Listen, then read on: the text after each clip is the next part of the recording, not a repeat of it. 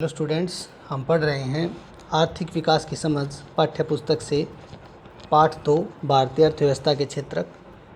भारतीय अर्थव्यवस्था के क्षेत्रक के अंतर्गत आर्थिक गतिविधियों में लगे हुए लोगों को उनके काम के आधार पर विभाजित किया जाता है, जैसे प्राथमिक क्षेत्रक, द्वितीयक क्षेत्रक तथा तृतीयक क्षेत्रक।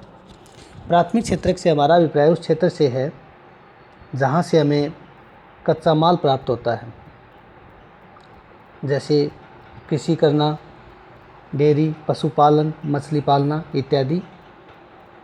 या पारिभाषिक शब्दावली में हम कहें कि वो लोग जो प्राकृतिक वस्तुओं के उत्पादन की गतिविधियों में लगे हुए हैं उन्हें प्राथमिक क्षेत्र के अंतर्गत माना जाता है।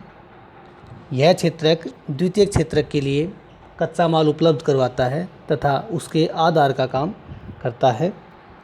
द्वितीयक क्षेत्रक, ये लोग प्राकृतिक उत्पादों को संसाधित करके नई वस्तुओं का उत्पादन करते हैं। जैसे प्राथमिक क्षेत्रक से गन्ने का उत्पादन किया तो उसको संसाधित करके चीनी और गुड़ का निर्माण किया। गेहूं को उगाया, उससे डबल रोटी, बिस्किट, ब्रेड इत्यादि बनाया। कपास पैदा की, उससे कपड़े का निर्माण किया। तृतीयक क्षेत्रक का संबंध सेवाओं के साथ में है। प्राथमिक और द्वितीयक क्षेत्र को सेवाएं प्रदान करना तृतीयक क्षेत्रक के अंतर्गत आता है। जैसे परिवहन, कर्मचारी, डॉक्टर, चिकित्सक, वकील इत्यादि तृतीयक क्षेत्र के अंतर्गत आते हैं। इससे आगे है सकल घरेलू उत्पाद। सकल घरेलू उत्पाद, जिसको जीडीपी, ग्रॉस डोमेस्टिक प्रोडक्ट भी कहा जाता है, से हमारा अभिप्राय है कि किसी विशेष वर्ष में प्रत्येक क्षेत्रक द्वारा मतलब प्राथमिक क्षेत्रक, द्वितीयक क्षेत्रक और तृतीयक क्षेत्रक द्वारा उत्पादित अंतिम वस्तुओं एवं सेवाओं का मूल्य सकल घरेलू उत्पाद कहलाता है। उसके बाद है बेरोजगारी। बेरोजगारी से हमारा अभिप्राय है एक ऐसी दशा जब लोगों को उनकी योग्यता और इच्छा के अनुरूप काम नहीं मिल पाता, उसे बेरोजगारी कहा जाता है। यह दो प्रकार की होती है, खुली बेरोजगारी और प्रच्छन्न बेरोजगारी। खुली बेरोजगारी से हमारा अभिप्राय ऐसी बेरोजगारी से है जिसमें काम करने की इच्छुक लोगों को काम नहीं मिलता, अर्थात वो लोग जिनमें योग्यता है और वो काम करना चाहते हैं लेकिन उनको काम नहीं मिल पा रहा है और वो घर पर खाली बैठे हुए हैं, ऐसी बेरोजगारी को खुली बेरोजगारी कहा जाता है।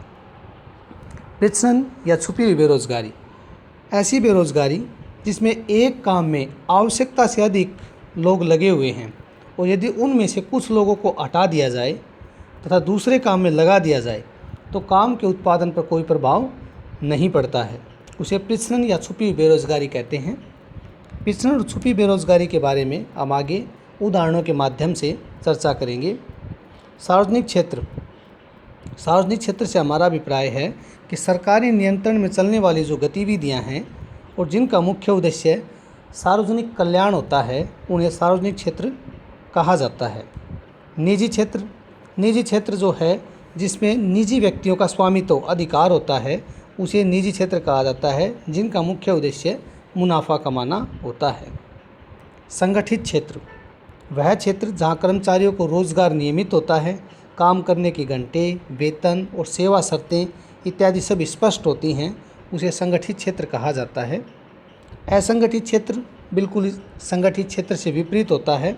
इस क्षेत्र में रोजगार नियमित नहीं होता, काम करने के घंटे भी तय नहीं होते, वेतन भी कम मिलता है और सेवा की शर्तें भी स्पष्ट नहीं होती है, अर्थात कभी भी सेवा से उनको विमुक्त किया जा सकता है तथा कर्मचारियों का शोषण भी होता है, तो यह असंगठित क्षेत्र कहलाता है।